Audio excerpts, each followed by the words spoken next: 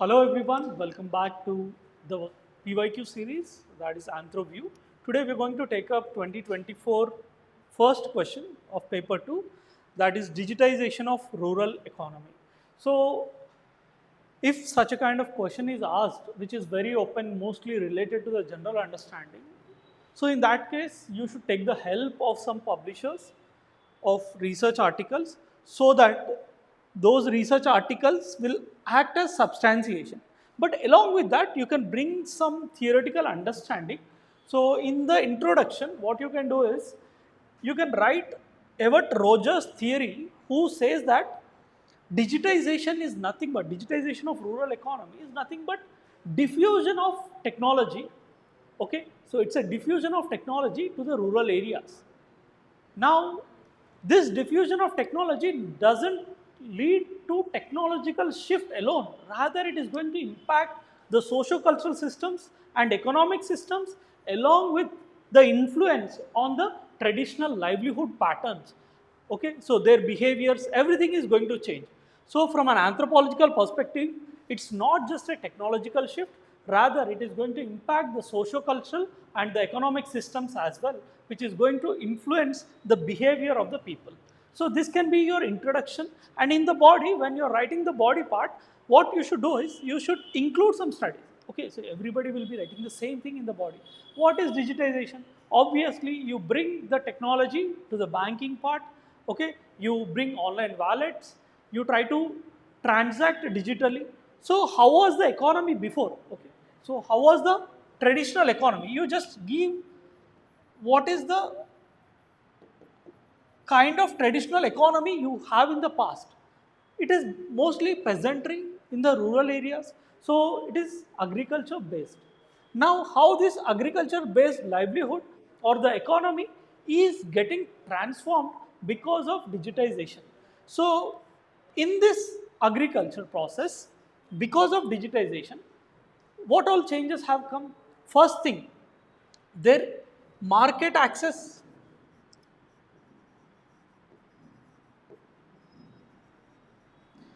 Market access has been improved because the studies conducted by Gautam et al.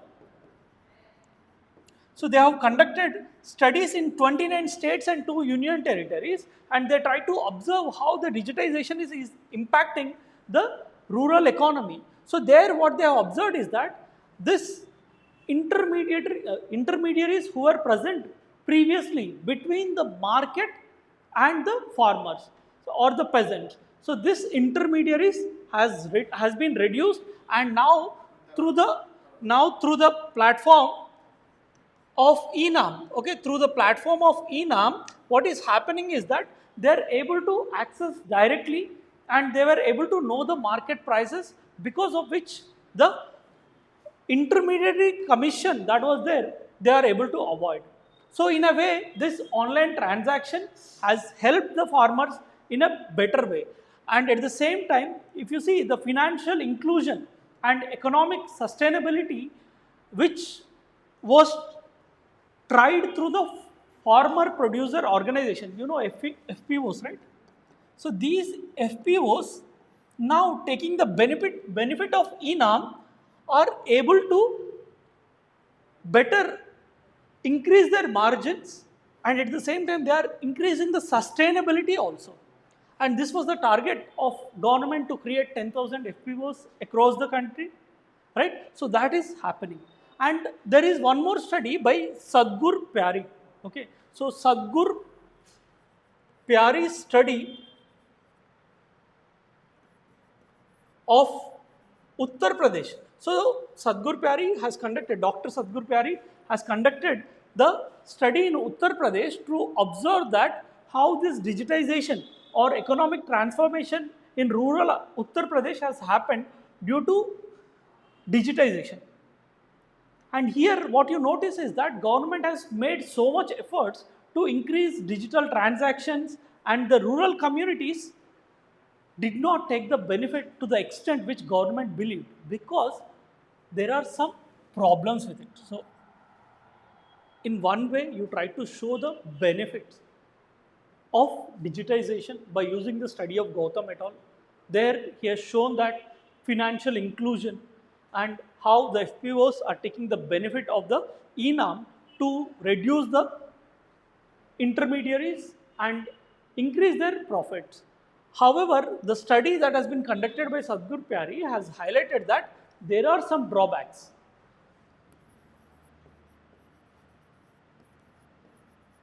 The drawbacks include the gap or the cultural lag. You have that cultural lag.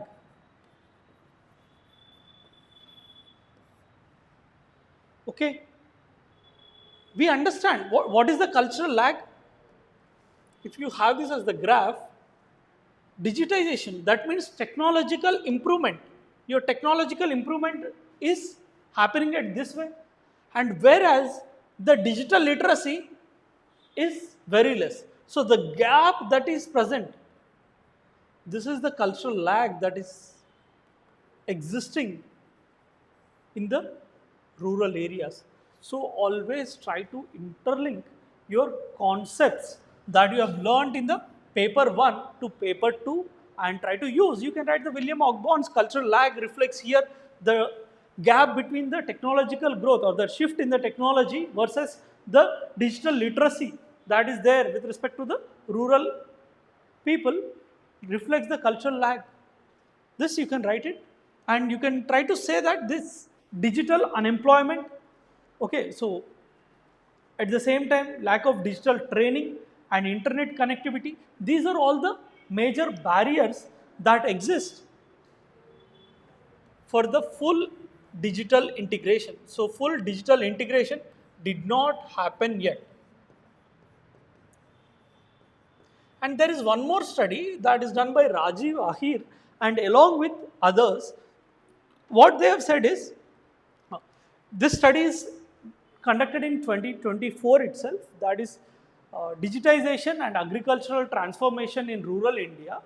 So what they have highlighted is that the innovations such as ENAM have helped farmers to optimize crop selection. So now what is happening when you digitize, it is not just impacting the transactional process alone. This digitization is impacting the way the crops are sown. You will try to know the weather conditions, you will try to know the soil conditions, you will try to know the market prices.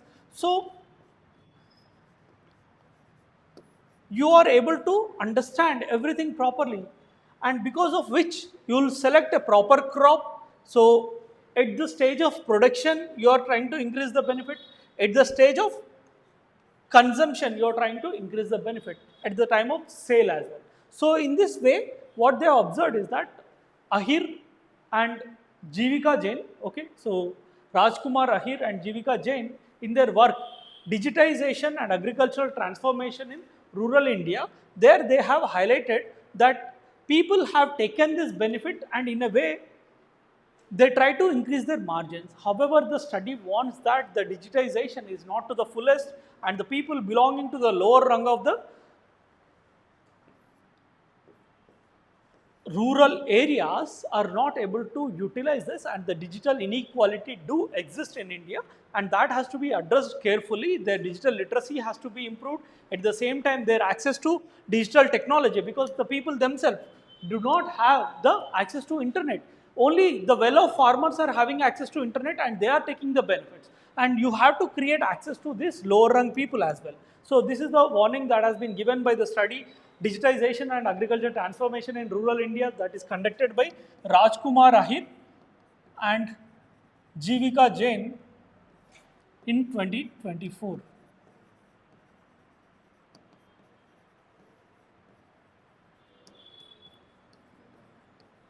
So this you can add and you can conclude the answer, okay, by giving some recommendations. There are policy recommendations like increase the digital literacy, decentralized digital governance, affordable digital infrastructure, because internet should be cheap for the people to afford.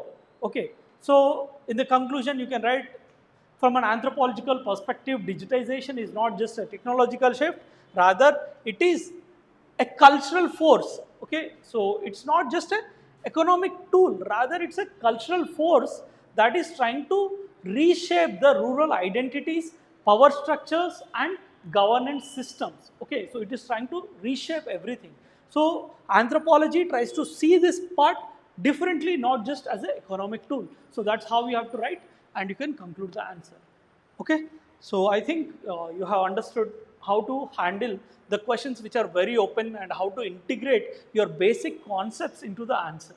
So in the next class, we'll try to look at other questions. That's all for today. Thank you.